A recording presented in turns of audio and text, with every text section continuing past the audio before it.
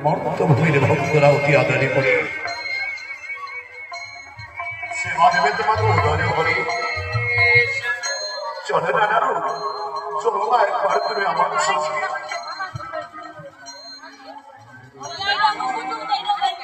মনে মনে পরস্পরি করেছিলাম খাবার কথা হয়তো এই জগতে আর কেউ গোবিন্দের ভক্ত হতে পারেনি।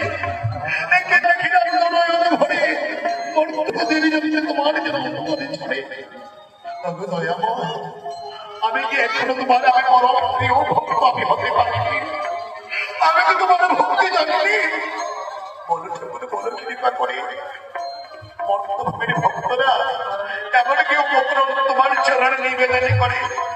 কোন ভক্তের জন্য তারা তোমার প্রাণমনকে জয় করে?